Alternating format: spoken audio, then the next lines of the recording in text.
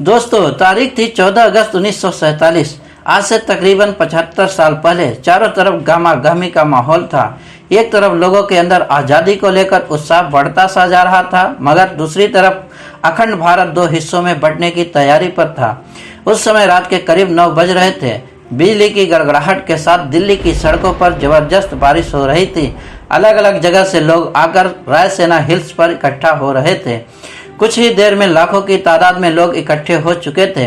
रात के करीब 10 बजे जवाहरलाल नेहरू, सरदार वल्लभ भाई पटेल और Rajendra Prasad Mountbatten viceroy house पहुंचे। अभी कुछ ही समय बचा था भारत को आज़ाद होने में। कुछ लोगों के चेहरे पर मायूसी थी तो कुछ लोगों में उत्साह। और यह जवाहरलाल नेहरू अपनी स्पीच शुरू करते हैं। उनके भाषण की शुरुआत 2 लाइनों से शुरू होती है। At the stroke of the midnight hours, when the world sleeps, India will be awake to life and freedom. कुछ देर बाद वह घड़ी आ ही गई जब भारत ने आज़ादी की सांसें ली। 12 बजे शंखनाद से हमारे देश के आज़ादी का आरंभ हुआ था। जिस समय ग्राउंड पर खड़े लोग महात्मा गांधी के नाम के नारे लगाए जा रहे थे, जो लोग अपने घरों में ये भाषण और सब कुछ रेडियो पे सुन रहे थे, उनकी भी खुशी का कोई ठिकाना नहीं था, क्योंकि उस समय भारत एक आज़ाद परिंदा हो गया था जिसका हमने करीब 200 सालों से इंतजार किया था। 14 अगस्त सन 1947 में रात भर बारिश होने के बाद सुबह आसमान बिल्कुल साफ था। जब सुबह 8:30 बजे पंडित नेहरू और उनके कैबिनेट ने शपथ ली और जिसके बाद ब्रिटिशर का झंडा हटाकर आज़ाद हिंद का झंडा लहराया गया, जिसे देख सभी का छाती चौड़ी हो गई, क्योंकि अब हमें वो झंडा दिखने लगा था जिसे हम वर्षों से देखना चाहते थे। जब राजधानी दिल्ली में आज़ादी का जश्न मनाया जा रहा था, उस वक्त महात्मा गांधी हजारों किलोमीटर दूर पश्चिमी बंगाल के नोआखाली में थे और राज्य में शांति कायम करने का प्रयास कर रहे थे। जानकार बताते हैं कि पंडित नेहरू के ऐतिहासिक भाषण को पूरे देश ने सुना था, मगर गांधी जी ने नहीं सुन पाए। 14 अगस्त 1947 की ऐसी रात जब लोग सोए तो गुलाम देश में थे, लेकिन अगली सुबह उनकी आज़ादी की सुबह थी। लेकिन जितनी खुशी हमें आज़ाद होने में थी, उतना ही गम अखंड भारत के टूट जाने में था, क्योंकि दोस्तों भारत ने अपना 3,46,737 किलोमीटर का एरिया पाकिस्तान के रूप में खो दिया था। करोड़ों की संख्या में लोग भारत से अलग हो गए थे। जो लोग कुछ समय पहले ही भाई की तरह जिंदगी जी रहे थे, अब वे एक दूसरे के जान के दुश्मन बन गए थे, क्योंकि 14 अगस्त की रात 12 बजे भारत और पाकिस्तान में विभाजन हो गया था।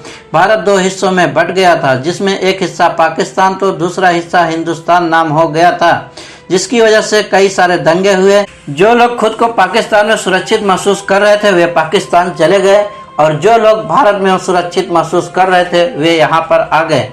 कहा जाता है कि करोड़ों लोग पलायन को मजबूर हो गए थे। इन दंगों में हजारों लोगों को मौत के घाट उतर गए थे। यह उस समय दुनिया का सबसे बड़ा विस्थापन था और ये सारा खेल अंग्रेजी हुकूमत का ही था, जिसने डिवाइड एंड रूल्स का खेल पहले से ही खेल रखा था। उन्होंने हिंदुस्तान के अंदर हिंदू और मुस्लिम के बीच भर दिए थे, वरना आज़ादी के पहले तक हम सभी भाइयों की तरह साथ में जी रहे थे। वो तो अंग्रेज ही थे जिसने हमारी जात के आधार पर व्यक्तित्व याद दिलाया, जिसके बाद हम आपस में लड़ने लगे। और दोस्तों, हिंदुस्तान और पाकिस्तान की विभाजन की सबसे बड़ी वजह यह भी थी, मोहम्मद अली जिन्ना देश के पहले प्रधानमंत्री बनना चाहते थे, लेकिन पंडित जवाहरलाल नेहरू को प्रधानमंत्री बनाने का वादा महात्मा गांधी पहले ही कर चुके थे, जिसकी वजह से मोहम्मद अली जिन्ना अपना अलग देश मांगा और इसी वजह से सारा फसाद शुरू हुआ, जो 15 अगस्त सन 1947 में खत्म हुआ। दोस्तों, हम आपको बता दें कि भारत को आज़ाद करने की बात बहुत पहले से ही चल रही थी और इसी वजह से ब्रिटिशर ने माउंटबेटन को भारत का आखिरी वायसराय बनाया था, ताकि इसके बाद भारत को आज़ाद देश घोषित कर दिया जाए। लेकिन भारत के हिंदू और मुसलमान भाई आपस में ही लड़ने में उतारू थे और ब्रिटिशर यही चाहते भी थे, क्योंकि ये लड़ाई की चिंगारी उन्होंने ही लगाई थी, जो आग बनकर अब तक हमारे सीने में जल रही है। लेकिन दोस्तों, इससे भी ज़्यादा अफसोस की यह बात है कि ब्रिटिशर ने हमारे साथ वो जुल्म किए जो हम याद करें तो हमारी आंखों में आंसू आ जाते हैं। लेकिन फिर भी उन्हें बारातियों की तरह विदा किया गया। जहां 1500 ब्रिटिश सैनिकों की पहली टीम 17 अगस्त 1947 के दिन अपने देश लौटी, वहीं आखिरी टीम उनकी 1 साल बाद 27 अगस्त 1948 के दिन निकली। और जब ब्रिटिशर के आखिरी सैनिक की टोली हमारे देश को छोड़कर जा रही थी, उन्हें बैंड बाजे के साथ विदा किया गया और उसी दिन सभी ब्रिटिशर का नाम हमारे देश के नक्शे से निकल गया। दोस्तों, ये थी हमारी आज़ादी की पूरी कहानी। लेकिन क्या आप हमें बता सकते हैं कि जिस भारत का ख्याल रखने के लिए हमारे देश के स्वतंत्रता सेनानियों ने अपनी जान गंवा दी थी और कई लोग अपनी आखिरी दम तक हमारे देश की सेवा के लिए लड़ते रहे, क्या वो देश हम बना पाए हैं?